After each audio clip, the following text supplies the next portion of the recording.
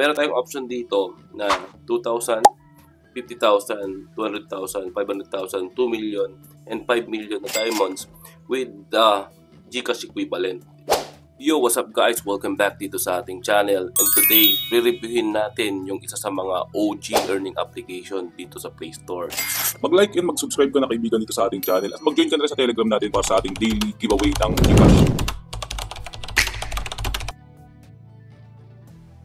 Again, this video is for educational and entertainment only, pero kung may matutunan ka, pwede mong apply sa totoong buhay. Now, meron itong 20,000 positive reviews and 500,000 download. Nga pala, ito yung game na Card Story by Buzzbreak. Kung titignan natin yung Buzzbreak, meron silang ginagawa talagang earning application. So now, play na natin guys. So, papakita ko sa inyo yung basics ng game. So at the moment, meron ako dito 14 million na diamond. Yung diamond na yan, na-earn ko yan through invitation. Matagal na ako nandito, kaya lang, ngayon ko lang nire-review ulit. Anyway, try ko munang ipakita sa inyo kung paano yung game. Play lang natin.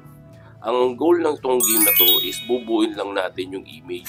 So, ito yung bibigay ko sa inyong technique. Yung technique dito, kay pindutin mo to eh. Walang problema hanggang mabuo itong image. Wala siyang limit. Walang limitation yan per image. So, ganun guys. Napakadali lang. Alright, diba ganyan no?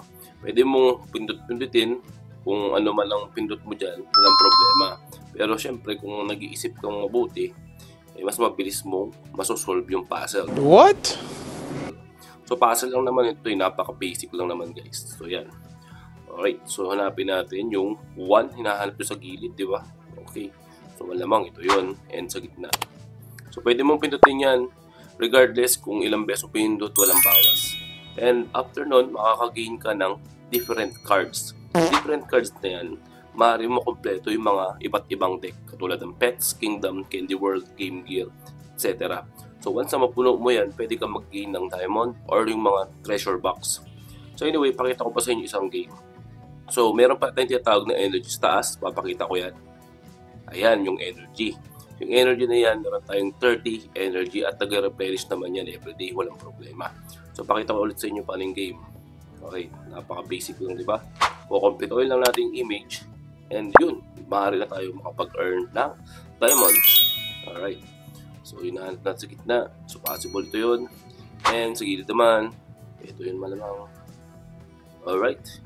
So, yun. And mabubuksan naman yung treasure chest with diamonds. And magkakakuha rin tayo dito ng new card. To top clean. Ayan. So, next nating papakita sa inyo guys is, ayun, may nabuo tayo ditong chest, di ba? Anyway, nakita nyo naman dito na may nakumpleto. May completed tayo. Yung Kingdom, completed na yan. Yung Game Gear, completed na rin. So, ito yung mga remaining na lang natin na hindi pa nabubuo. So, possible mabuo natin to guys kung tayo tuloy-tuloy maglaro. Okay? So, pakita ko sa inyo kung paano yung withdrawal dito. So, press natin yung diamond sa taas. Okay?